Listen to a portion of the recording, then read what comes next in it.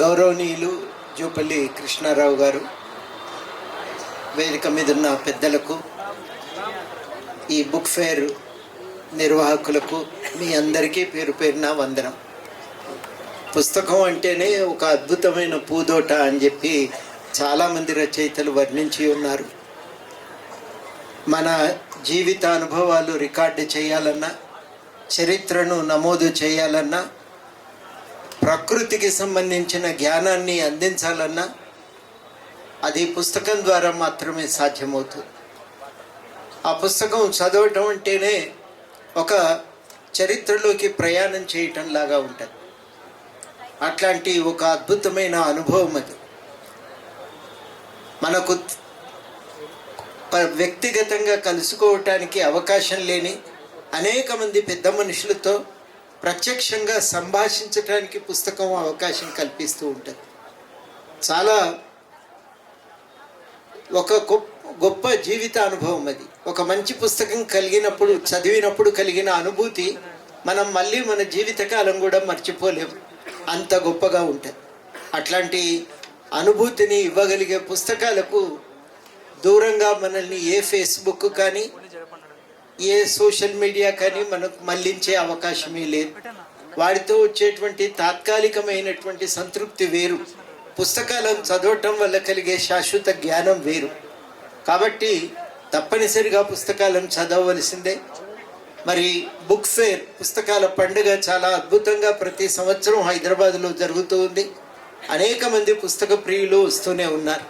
మరి ఈసారి ఈ ప్రాంగణానికి అందశ్రీ గారి పేరు పెట్టారు. అందశ్రీ స్కూలుకు పోలేదు, చదువుకోలేదు కదా, ఆయన పేరు ఎందుకు పెట్టిండ్రని అనుమానం కలగచ్చు. అందశ్రీ పశువులు కాసుకుంటూ తిరిగేటోడు కూడా. ఆ తిరిగేవాడు ఆ స్కూల్కు పోయిన పిల్లల్ని పిలిచి అక్షరాలు నేర్చుకున్నాడు, పదాలు పలకటం నేర్చుకున్నాడు, వాళ్ళ సహకారంతో రాయటం నేర్చుకున్నాడు. అట్లా నేర్చుకొని చదవటం మొదలుపెట్టిండు. అనేక పుస్తకాలు చదివిండు. నాకే ఆశ్చర్యం అనిపించింది. వాళ్ళ ఇంటికి పోతే ఇంటి నిండా పుస్తకాలే. అట్లాంటి పుస్తక ప్రియుని పేరు పెట్టడం నిజంగా చాలా సంతోషదాయకం.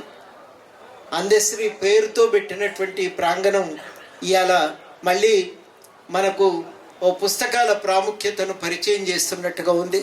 ఇంతటి అద్భుతమైన పుస్తక ప్రదర్శనని విజయవంతం చేయవలసిందిగా హైదరాబాద్ వాసులకు, పుస్తక ప్రియులకు అందరికీ కూడా నేను పేరు పేరున విజ్ఞప్తి చేస్తున్నా. ఈ మధ్యన డిజిటల్ పుస్తకాలు వచ్చినాయి అని చాలామంది చెప్తారు, కానీ ఒక పుస్తకం కొని చదువుతుంటే కలిగే అనుభవము అనుభూతి వేరు. ఆ వాసన వస్తుంటే, దాన్ని తాకి చూస్తుంటే, కొత్త పుస్తకం మీద కవర్ పేజ్ చూస్తుంటే ఆ కలిగే ఆనందం వేరు. దాన్ని మనం ఏ డిజిటల్ మీడియా ద్వారా కూడా పొందటం సాధ్యమయ్యే విషయం కాదు. పుస్తకం స్థానం పుస్తకానిదే. ఇంకా ఎన్ని సంవత్సరాలు గడిచినా అది పుస్తకం యొక్క స్థానాన్ని వేరొక ప్రపంచం దాన్ని ఆక్రమించటం సాధ్యమయ్యే విషయం కూడా కాదు.